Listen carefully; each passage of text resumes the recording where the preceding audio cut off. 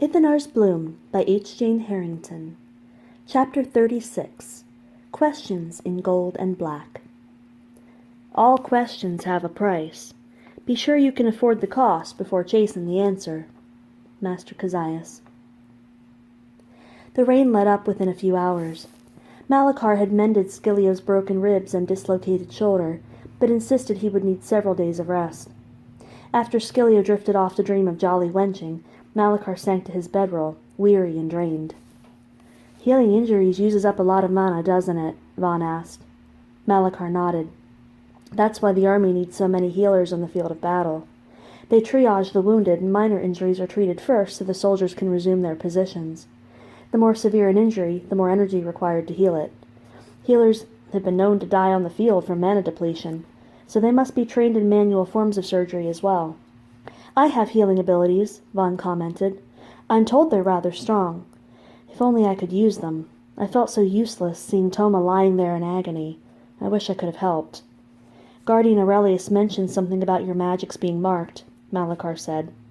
"I believe Master Prophet Farning can shed some light on it all." "Do you think Farning can remove the marks?" Vaughn asked hopefully. Malachar shrugged. "I don't know. He's a bit eccentric, but he's done some pretty amazing things. Who knows what's possible?" Vaughn seemed to cheer up at the prospect.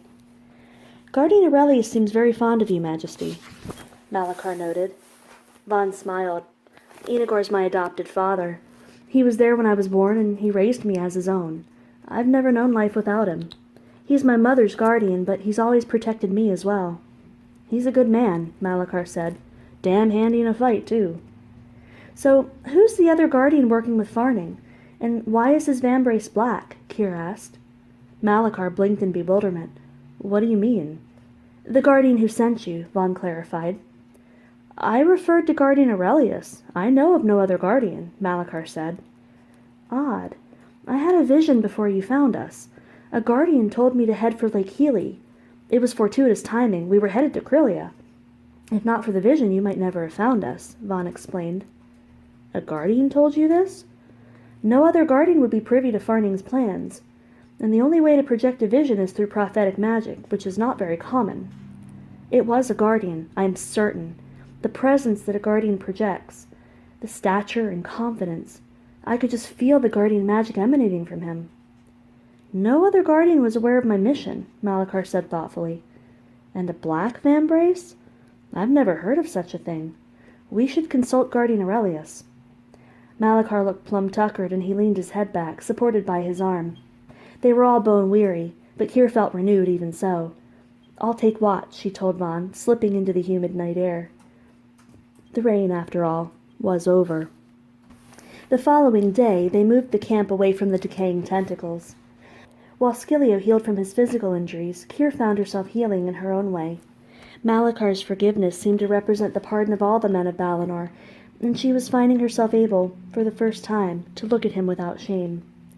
She knew she could never erase her mistakes, but Malachar had given her the strength to live with them now. On their last day before departure, Scilio announced that he was feeling up to cooking. He began to throw together a light lunch while Kier took up a post at the edge of the camp. She hoped to have slopped it and turned to stone in her pipes. She watched Vaughn in the field, faced off against Malachar in their daily spar.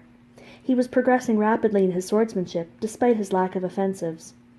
It was not unheard of for a soldier to be lacking in offensive magic, but having the magic at your disposal certainly made for a more formidable warrior.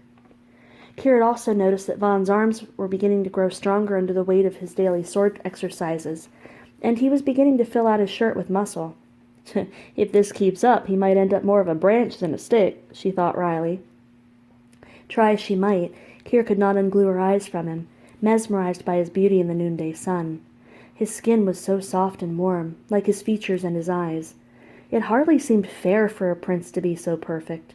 If he were ugly or plagued with warts or scars, perhaps it would balance out the perfection that no one person had any right to monopolize. The only other person Kier had ever known to be so unblemished in body had been a monster in heart. That seemed more appropriate. Balance was natural. Balance was fair. Scilio handed Kier a plate of undercooked gritty slop and stony biscuits, ending the trance. She picked at the meal distastefully, wondering if she could cobble the trail to Arja with the turds it would make. If guardianship and bardhood didn't pan out, he had a good chance to find work as a mason, so long as there was an army of starving fools who could stomach his handiwork and survive to expel it later. "Have you ever been to Healy, Kier?" Scilio asked in friendly conversation. "No, we never made it that far," Kier said. She stared afar, remembering bits of her first trek toward Sanctuary in Healy. She'd never made it off Cornea. The 54th had intercepted at Valinor. It had only been 3 years, and yet a lifetime. She was so much younger then. The world had only just begun to show its ugliness. Kier was not alone on her journey to Aquiline that time, either. Mirhana, as always, had been with her. The promise of safety in Healy, sheltered among Mir's people, had given them barrels full of false hope. Kier could almost see Mirhana's golden face and vivid smile. Her survey excluded such a sense of merriment, yet maturity. She was grounded, yet a dreamer. Mir kept Kiriana rooted, but gave her wings at the same time.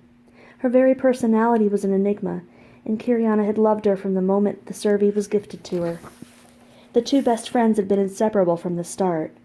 Kiriana's father had given her the little slave girl on her 4th birthday, and she had regarded Mir more like a pet at the time.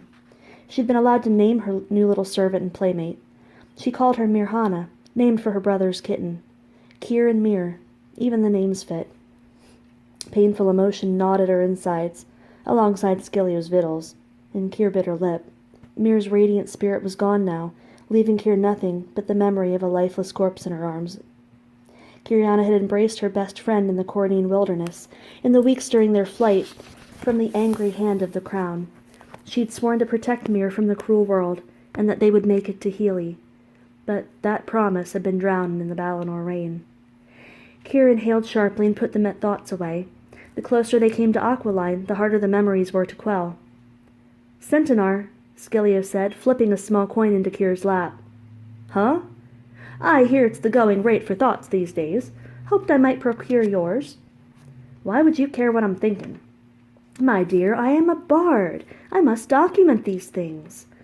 "Oh, they will sing songs of us in great halls some day, guardian Ithinar, of our valiant journey to re-establish the exiled and hunted prince to his throne. As the first and foremost bard on location, I have great advantage. It will be my songs they sing, attributed to the one and only Thomas Scilio. I must make my mark," he crooned, strutting like a peacock with 2 peckers. Kier cast her gaze back to the horizon, rolling the coin absently in her fingers. Despite his efforts to cheer her, the thoughts of Mirhana had fouled her mood. Scilio came to sit beside her, dropping the theatrical routine. "But then, mayhaps your thoughts are worth more than a miserly centinar." Kier was silent for a long moment. "Why are you here, Toma? Why do you stay with Vaughn?" He held up his vambrace and his eyes twinkled. "Difficult to argue with the binding magics of the gods."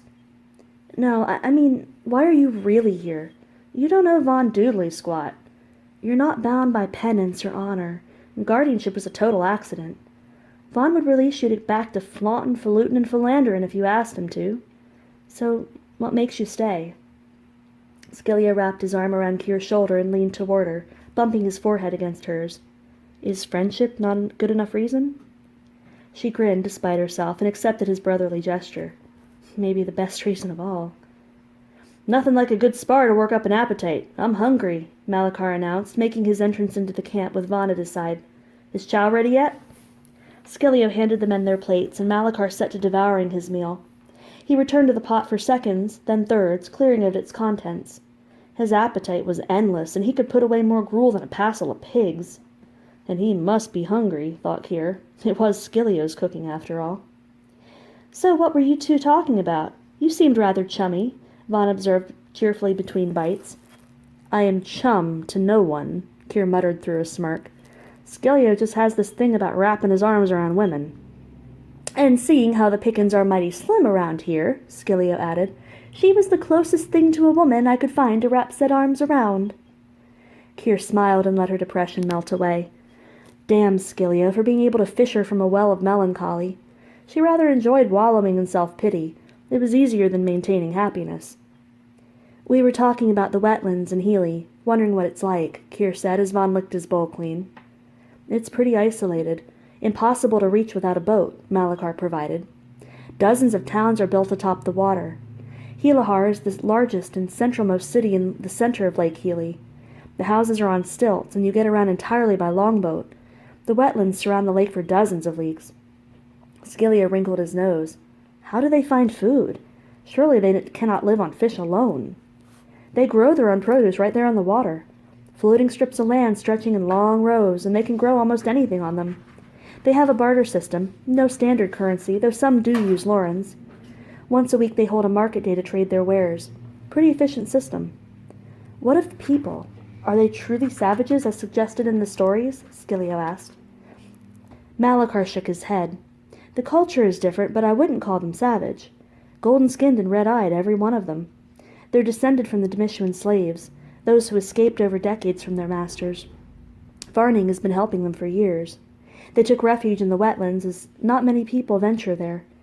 The wild bogs and bayous are harsh and unforgiving, though they've adapted their way of life to it. How do they survive the wetlands without magic? Vaughn asked. Oh, they have magic. Contrary to common belief, Demishuans are just as able to use magic as we are. Their wards and protections around the wetlands are extremely strong, a function of their phenomenal defensives. It's next to impossible to enter the wetlands without an escort, or access to whatever mysterious defensive they utilize. The wetlands are probably the most fortified place in all of Septaria, with the exception of High Imperia Castle and the Citadel. But how is that possible? I've never known a Demishuan who could cast, Vaughn said incredulously. The slave collars inhibit their magic. All these years, people have believed that their servies were not able to wield mana. Hell, the slaves still believe it themselves. Nobody ever guessed that it's the collar marking them as property that truly keeps them slaves. Kira was shocked. She'd never known these things. Down the long history of Septaria, nobles and even middle classes owned the golden-skinned Demishuans. It had always been that way. The slaves were gifts from the gods to help people in their daily tasks. The fact that the slaves were powerless to use magic kept them under the heel of their masters. But who would have guessed that they were not powerless after all? How long has this been known? Vaughn asked. I don't know, Malachar shrugged. But Farning removes their collars. For granting their freedom, he's like a god to them. They revere him as such, anyway. Kier felt a pang of sympathy for the slaves. They were treated as nothing more than tools, a means of surviving the world as the priests taught. She would have to consider this new knowledge. In light of their recent dealings with Galvatine, she wondered if the priests were willfully manipulating the people through their teachings. How much of the gods did they really know? But then that idea seemed too overwhelming. Sure, the current high priest was no good, but did that hold for every priest in history? Course not. Kira was no philosopher. It was not her place to ponder such things. That was for the Vaughns and Farnings of the world. Somehow, though, she was caught up in it. What they would learn from this Farning character, she wasn't sure, but Kier had a feeling that they were involved in something much bigger than they realized.